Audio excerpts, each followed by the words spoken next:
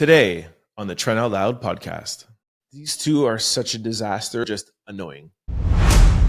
What up? It's your boy Trent Out Loud, and I'm back with another episode. All right, it's Wednesday morning, my third favorite day of the week, hump day. We are that much closer to the weekend.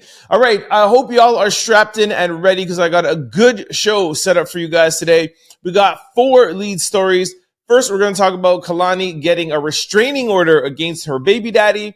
And in the second lead story, we're going to talk about Donald Trump and Elon Musk hit with federal labor charges. Then we're going to talk about a white woman that gets no jail time after running over a grieving mother. And then ironically, in our fourth lead story, we're going to talk about a black man that got a 3-year jail sentence after punching a white man that punched and touched his wife. Anyways, we'll get into that. Stay tuned. We got big stories in lead stories today. Then we're going to jump into quick news. We're going to talk about Jay-Z, Elon Musk, Erica Mena, Starbucks, and Calin Kaepernick wanting to get back into the NFL. And then we're going to close out with question of the day and a little bit of sports news. Y'all know what time it is. Turn your TVs, your radio, or your devices up. I'm about to start this show. Let's go. Kehlani reportedly gets a temporary restraining order against her child's father following abuse claims. This story comes from TMZ. All right. So it looks like Kehlani has been granted a temporary restraining order against the father of her daughter after she reportedly claimed he's been abusive. According to documents obtained by TMZ TV, the songstress was granted court order protection from Javon White Young, whom she shares her daughter with. In the documents, she reportedly stated that he smashed through a locked bedroom door back in June. He allegedly became angry after she questioned him about a notice she received in the mail indicating that he had applied for public assistance. Javon was reportedly staying at Kehlani's back house during the time, and things became heated when he allegedly called her a B-word and a liar. It's alleged that he also said she was trapped and his life was ruined in reference to their daughter's birth. When it comes to the condition in which Giovanni left Kehlani's back house, he's accused of leaving it littered with marijuana, food, trash, and debris. He's reportedly accused of having their daughter smelling like marijuana when he spends time with her. Kehlani has also stated that sometimes when Javon picks up their daughter from school, she doesn't always know where they are when they're together. Okay, that sounds weird. A judge has granted a temporary restraining order preventing Giovanni from getting within 100 yards of Kehlani and their daughter until next month's hearing.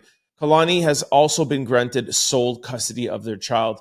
All right, whenever we hear, these things going on between baby mom and baby daddies, it's obviously really sad because the person who's really suffering is the child. The child, of course, is going to want both parents around, especially if the kid has grown up that way. So I feel bad for the kid in this situation. I think it was around 2 weeks ago where we heard Javon, Kehlani's baby daddy, making claims about her, saying that she was lying about him, saying that she was lying about being bisexual so that she could just get news in the headlines so she could sell her CD. So every 2 or 3 weeks, there's something in the headlines, and these two are accusing each other of something else. So this is new now that she's accusing him of this stuff. So, but to me, I'm not saying I don't believe it, but to me, it just seems like they're just fighting each other in the public eye. And I really don't know who to believe at this point. I just feel like the relationship is totally over and they're really just trying to attack each other online. And it's really just like a smear campaign. And whoever makes whoever look the worst, obviously, will get their child. So like I said, the only person who's losing out here is their daughter. But hey, just a sad situation all around. All right, in our second lead story, Donald Trump and Elon Musk's chat yesterday, it was the day before yesterday, on X gets hit with federal labor charges and more. After experiencing After experiencing some technical difficulties on X Monday night, Donald Trump and Elon Musk were able to get things back on track and have their conversation, which was nothing short of interesting. I actually thought it was kind of boring, but hey, that's just my opinion. While Donald Trump and Elon did speak about important topics like immigration, tax, and war, he wouldn't be Donald Trump if he didn't add some personal thoughts into the conversation. Nevertheless, the convo sparked an interesting chain of events, including a statement from Kamala Harris's campaign. They even discussed workers striking, which led to UAW filing federal labor charges against Elon and Trump. Swipe to see what you missed. All right, so unfortunately, this article is not giving us any more details other than that. I don't understand really what's going on here. They even discuss workers striking, which led to UAW filing federal labor charges against Elon and Trump. But why would they get charged for federal labor charges? Anyways, times like this, I lean in on you guys. If any of you guys out there know what they've been charged for, please comment under this video. Send me a DM. Or send me an email at trendoutloud@cfqr600.com. Let me know why discussing workers striking would this get charged for a federal labor charge, whatever it is. Let me know below. And if it's anything important, I'll talk about it again on tomorrow's show. All right, you know me, I had to just find out the answer. So here it is. The United Auto Workers Union on Tuesday filed federal labor charges against former President Donald Trump and Tesla CEO Elon Musk for threatening to intimidate workers to go on strike. Now it all makes sense. During Trump's interview on X Monday night with Musk, who is also the principal owner of the social media platform, the pair discussed a potential role for Musk in Trump's administration should he get reelected. Trump called Musk the cutter and praised him for his anti-union stance. Look at what you do. You walk in and just say, you want to quit? Then go on strike. I won't mention the name of the company, but they go on strike and you say, that's okay, you're gone. You're all gone. Every one of you is gone, Trump said. Musk could be heard laughing and replying, yeah. The UAW, which recently endorsed Vice President Kamala Harris for president, filed separate charges against Trump and Musk Monday to the National Labor Regulations Board. The charges claim the former president and the Tesla CEO had interfered with, restrained, and coerced employees who were exercising their right to organize against the company, suggesting he would fire employees engaging in protecting concerns activities, including strikes. WAU President Sean, whatever, etc. Okay, so this is really what it is. I'm not going to read the whole article. It's actually very long. But so that's what it is. You cannot, it's almost kind of like an intimidation tactic. Like, oh, you want to go on strike? Boom, you're fired. You're not allowed to do that. So that is the back end of the story. And that's why they filed the charges. The president of the UAW, keep saying W, the UAW has filed charges because that is definitely not allowed, Mr. Trump and Elon Musk. See, this is the thing. What happens when you go on platforms like this? You're like, oh, we're on Twitter. It's not, ABC, NBC, CNN, or whatever. So it's not, you say whatever you want. Nah, man, it's still a platform. People will hear you, and you just can't say things like that, man. So I'm happy that at least something pertinent has come out of this. Like I said yesterday in yesterday's podcast, it's 2 yesterdays back to back. But like I said yesterday, I really didn't feel like, the interview gave us much. Yes, I heard Charlemagne talking yesterday, and even in this article they mentioned, he did talk on his topics, not on his topics, but on his policies. I just didn't feel like he gave us anything new. When I sit down to hear an interview, I want to hear something new from my politicians. But anyway, so at least he got in trouble for not saying anything and just running his mouth like he always does. So something came out of the interview, finally.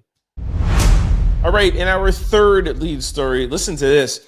A New York judge gives a white woman no jail time after she was caught on video running over a grieving mother just a foot away from her deceased daughter's memorial. And people are claiming that they have not gotten justice. All right. An NYC judge just granted a white woman probation in a case where she was caught on camera running over a grieving mother just feet away from her daughter's memorial. According to CBS NY, in 2018, in a New York neighborhood where Ethelyn Rodriguez's daughter was killed just 2 years prior, Evelyn had become an anti-gang violence advocate after her daughter's murder and was in the neighborhood preparing for the vigil. Just hours before the memorial, Carla's father came to the memorial and saw it was completely trashed. Evelyn and Freddie then approached Anna Marie Drago about allegedly messing up the memorial. Drago claimed that she was trying to sell her mother's house and the memorial would bring the property value down.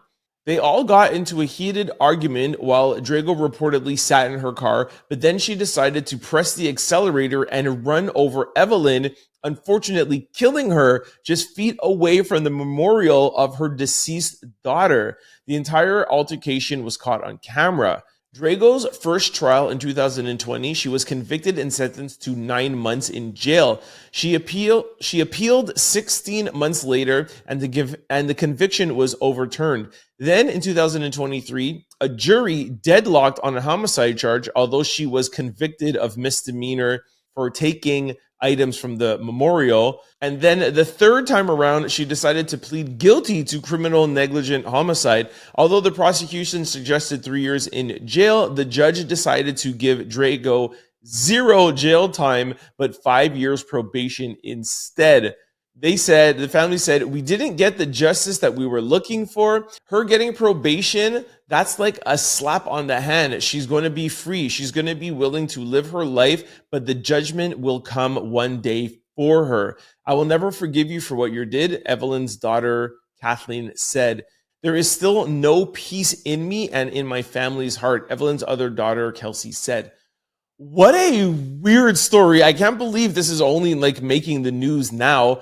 And I would love to like know more details of this case. So there are people having a rally, a memorial, sorry, not a rally, but a memorial for their deceased daughter. And it's all around anti-gang violence. Then there's a woman who's like, hey, I'm trying to sell my home and this vigil is going to bring down the property value. They get into an altercation. This woman runs over another woman, killing her a couple of feet away from her already dead child, and she doesn't get jail time? Like, this is crazy to me. I'm sure now that this is making the blogs, people are going to start picking up, and you guys are going to start hearing about this more and more in the news. This is one of the reasons why I wanted to put it in here. I wanted to do my part to bring attention to these crazy stories. And you're going to see, actually, our fourth lead story is the complete opposite, but anyways, if any of you have heard of this story before or you have more details about it, please send me an email at trendoutloud at cfqr600.com, comment below or send me a DM. And please try to get this story out there and get this heard. Just like, George Floyd or, any other issues that's happening out there, the more the public makes a cry about it and the public pushes it to be more apparent for more people to know about it, the more easy it is for the family to get justice. So do your part and try to spread this story.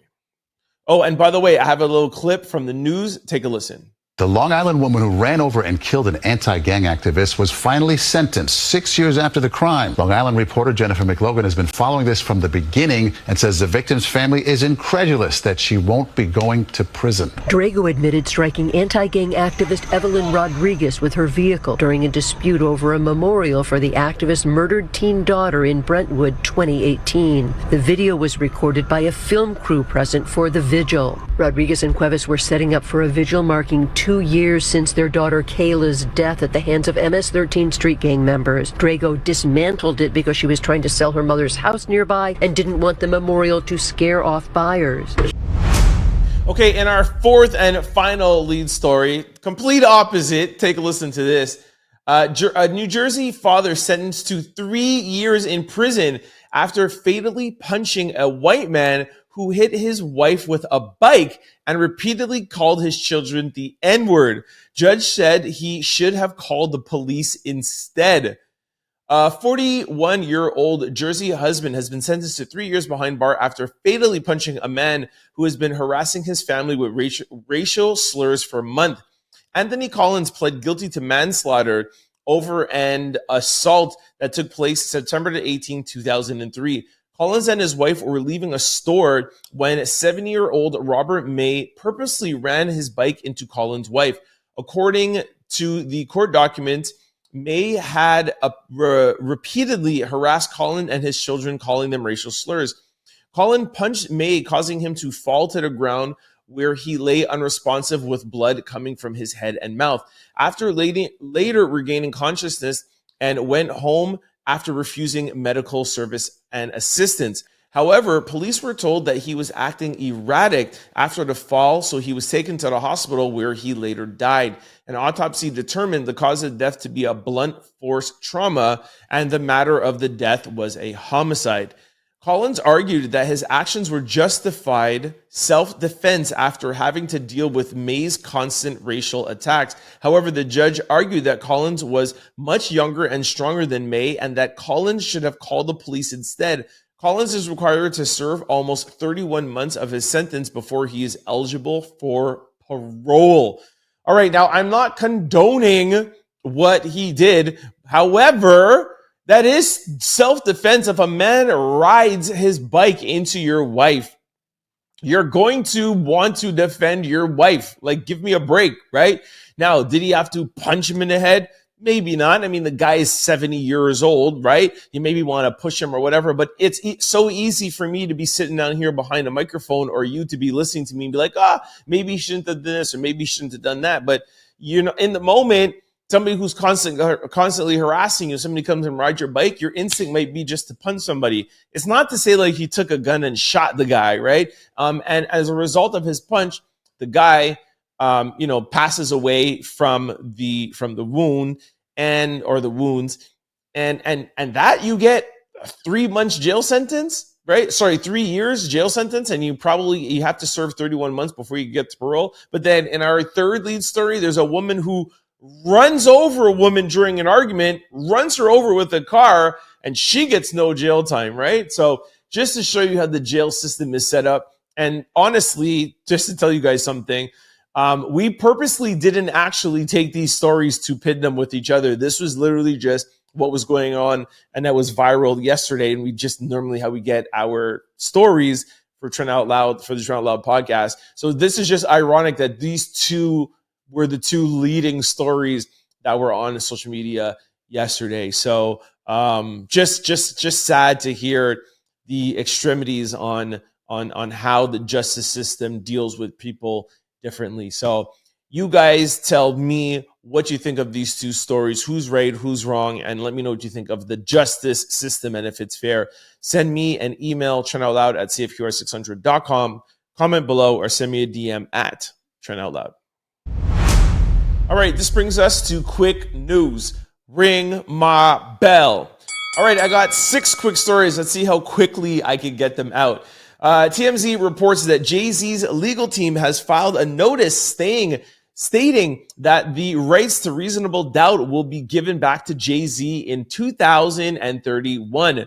Whoever ends up winning Dame Dash's share at the auction will have 1/3 of reasonable doubt, but it will only last for 6 years. All right, I remember talking to you guys about this maybe around 2 weeks ago, where Dame Dash got into some legal trouble. He lost a lawsuit, and a filmmaker is suing him, and he is able to seize his assets, and his biggest asset is 30% stake in Roc-A-Fella. So that is going up for auction. But Jay-Z wants to remind the person, hey, you're going to be paying $1 million or $1.2 million as a starting bid. Just want to let you know that I get back all my rights to the album in 6 years. So I like that Jay-Z is doing that. Jay-Z is staking legal claim to the master recordings of his iconic debut album and its buyer beware notice of sorts to anyone getting ready to drop $1 million to buy Dame Dash's share in Roc-A-Fella Records. TMZ Hip Hop has learned that Jay-Z's attorney just made a legal filing that might normally fly under the radar, but here's why it's suddenly very relevant. As we first reported, Dame's third of Roc-A-Fella is going up for auction later this month, and the label's only real asset is Jay-Z's 1996 album Reasonable Doubt. While Roc-A-Fella Record currently holds the copyright on the record and all of its track, Jay-Z's attorney has now filed notice that those rights will revert back to Jay-Z, Sean Carter, in 2031. Even though Jay and Dame ain't exactly vibing these days, this legal move isn't about revenge, it's about business. The rights would go back to Jay-Z 35 years after the record releases anyways. His lawyers have just filed the paperwork to make it official. So what does this mean for the August 29th auction? Whoever ends up winning Dame Dash's share for a minimum bid of $1.2 million will enjoy 1/3 of Reasonable Doubt revenues, but only for about the next 6 years and change, and then it will all be Jay-Z's. Of course, this could potentially have a chilling effect on how high the bidding goes. Lastly, TMZ said, we broke the story. There would be limited shelf life, financially speaking, for whoever wins the auction. And now Jay-Z declared the expiration date. The clock is ticking. Listen, whoever's going to drop $1.2 million on this, it's either one of two things. A, you're like an enemy of Jay-Z and you want to say like, yo, you tried to hate on me. Yo, I own not half, but 1/3 of your album. That's one buyer. Or the second buyer is going to be somebody who's just rich and doesn't care about spending $1 million. And it will just be nostalgic for them to be like, yo, I own 1/3 of one of the greatest hip hop albums and one of the most legendary hip hop albums ever of all times. And, that might last the 6 years. And there's also revenue that comes from the album, right? There's streaming, there's CD sales if it gets licensed or whatever. So, they'll probably make even if half their money back or whatever. So for a big Jay-Z fan, that's a pretty cool investment. And then for somebody who's a Jay-Z hater, that's really funny to like throw in your face, So anyways, shout out to Jay. JK Rowling and Elon Musk named in cyberbullying lawsuit filed by the Algerian boxer Iman Khalif. JK Rowling and Elon Musk have both been named in a criminal complaint filed to French authorities over alleged acts of aggravated cyber harassment against Algerian boxer and newly crowned Olympic champion Iman Khalif. Nabil Boudal, who is a Paris-based attorney of Khalif, confirmed to Variety that both figures were mentioned in the body of complaint posted to the Anti-Online Hater Center of the Paris Public Prosecutor Office on Friday. So there is a little bit more to the story, but we're in quick news so we can't get deep into it. But again, you just heard in lead stories Elon Musk being called out by the Federal Labor Union, and now by the online. I already forgot what it is. It's the online. Where did they file this? The Anti-Online Hater Center. So you can't just say whatever you want online, people. Just know, man, you can get called out and you can get filed for complaints. So just watch the things you say online, especially if you're Elon Musk. All right, in our third quick story, okay, we're going to move through this one quickly. Mena calls out Safaree after he shares that giving back is his new purpose. She says, how can you care about somebody else's children when you don't even care about your own? Mena shared a few words for her ex-husband Safaree after he shared his new mission of giving back more. As previously reported, while in Jamaica, Safaree spoke about his new purpose of giving back. Erica questioned how he could care about giving back to others and not be present in his own child's life. All right, I'm going to play a very small clip of Erica Mena, and then I'm going to play a small clip of Safaree, and then we're going to just go to quick story number 4. All right, take a listen. So before you guys get scammed like I did by this waste man overnight wannabe prophet, this individual has no idea that his children have actually started school. Yeah, me and White House right now, Kingston, giving back. You see, every time I come out here, it's like, yeah, we, put money in people's hands and things like that. But these two are such a disaster. They're like the version of oh my gosh, of Krishan Rock and Blueface. But Blueface and Krishan Rock are 10 times more entertaining. These two are just annoying. All right, in our 4th quick story, all right, this is way better. Change is brewing. Starbucks replaces CEO with the CEO of Chipotle. The tea is brewing. According to CNN, the CEO of Starbucks has officially been replaced by the CEO of Chipotle, and that will be taking his place. After just a few years with the company, the former CEO is stepping down from his role as the Starbucks CEO, effective immediately. The news comes after the franchise has been struggling in sales within their 2 largest markets, the US and China. Chipotle CEO will pick up where things left off September the 9th. He becomes the 4th CEO the company has had in the last 2 years. So I know that a lot of my followers, especially on Sioux City Media, they're going to say this is the because of the protests, because of all of the stuff that Starbucks has done wrong from back in COVID. There's another thing that happened, and obviously also too with the war that's going on, the Palestine and Israel war. So that I'm sure that's where a lot of the reasoning is going to come from why this is happening. Look, I just think that a lot has to do with maybe the economy, and I think a lot has to do with just the price of coffee at Starbucks being crazy. But I'm not a big coffee drinker. I just know when I go in there and I order even like a drink, it's like utterly ridiculous. And I think now with the economy and people are looking, being like, look, what are we going to cut back on? That's one of the things you're going to cut back on is an $8 coffee. But I'm not a big coffee drinker, so let me know about this story. Why do you think Starbucks sales has gone down so significantly in the past 2 years in the US and China? Send me an email at trendoutloud. Sorry, I keep on messing that up today. Trendoutloud at cfqr600.com. Comment below or send me a DM at trendoutloud. All right, in our 5th quick story, baby, it's a big mama thing. Latto names Lil Kim as her GOAT female rapper. Big Mama and her sister Brooklyn discuss their GOAT rappers, and Latto shares why Lil Kim holds the crown. The sisters also dish on their GOAT ATL male rappers. All right, I have a little clip, and I love this. I love when female rappers pay homage to the GOATs. I always talk about that. MC Lyte, oh my gosh, Queen Latifah, Missy Elliott, Lil Kim, Foxy Brown.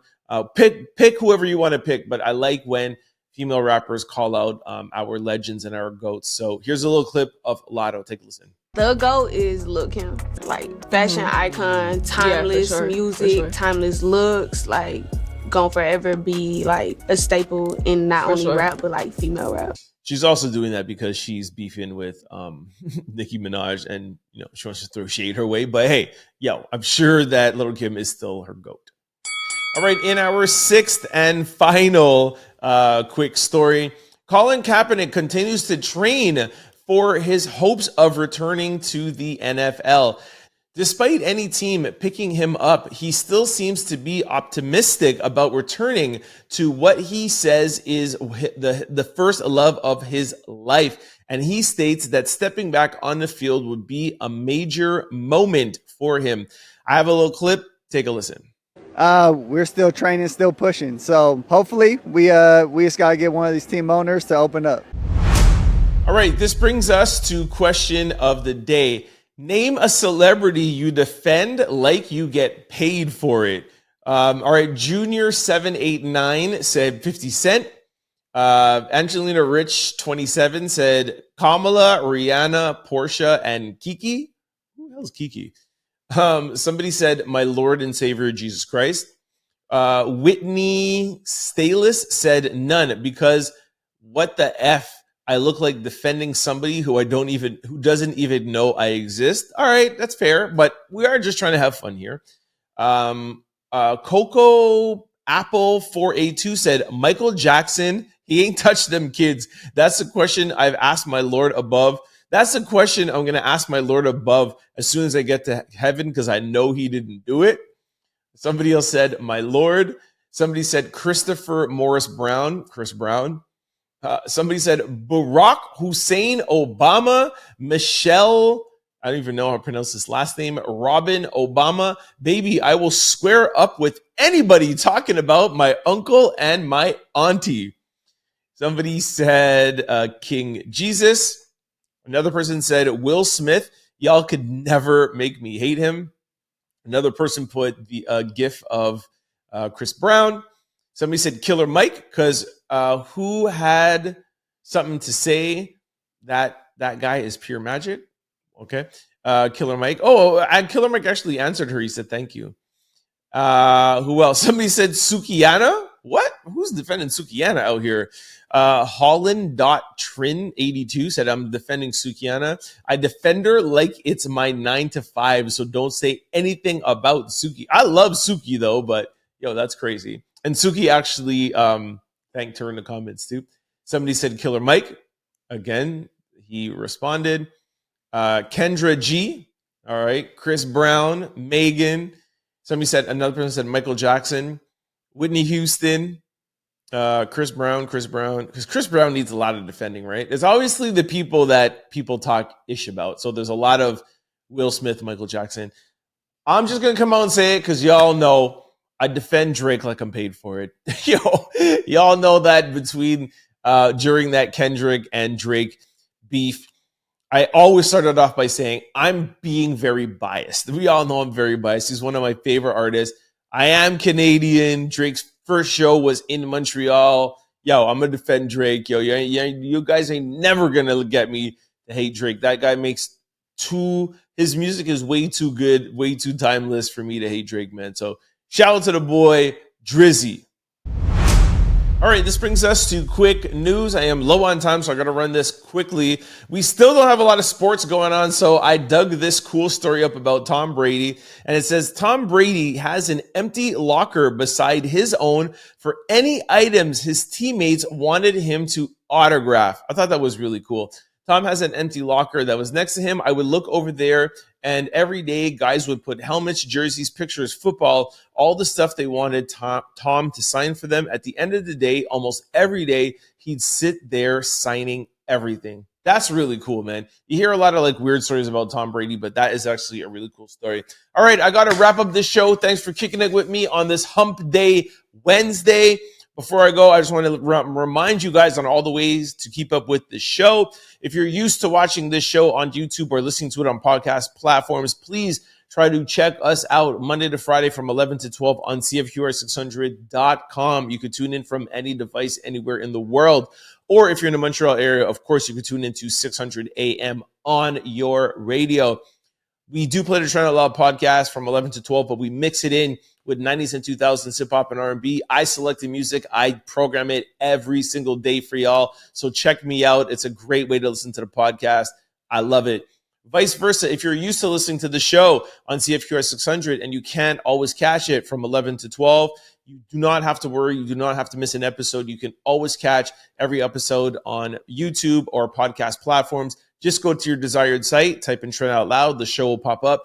Don't forget to hit the follow or subscribe button so you can be notified every time we upload a show, and we upload daily. Lastly, if you're like me and like to watch your podcast with video, please try to check us out on Spotify. Spotify now supports video. It's a great way if you're on your phone and you're doing something, your phone rings, you want to go to another app, the video stays in the corner. We're on YouTube. You got to close it. It closes down. You got to restart it, whatever. So please try to check us out on Spotify. Lastly, please follow me on all Instagram platforms, whatever of your choosing. DM me, stay in contact with me. Let me know if you liked the show, what you didn't like. I'd love to hear your feedback so that we could always produce the best show possible. So please try to check me out on any social platform, Trend Out Loud, and of course the production company, Exclusivity Media. All the videos that we play during the show, we post them at length on Exclusivity Media on Instagram. Thanks for hanging with me. Y'all be safe. I'll check you out. I'll check y'all out on Thursday's show. Peace. Don't forget to like, comment, and subscribe. It's your boy, Turn Out Loud. Peace.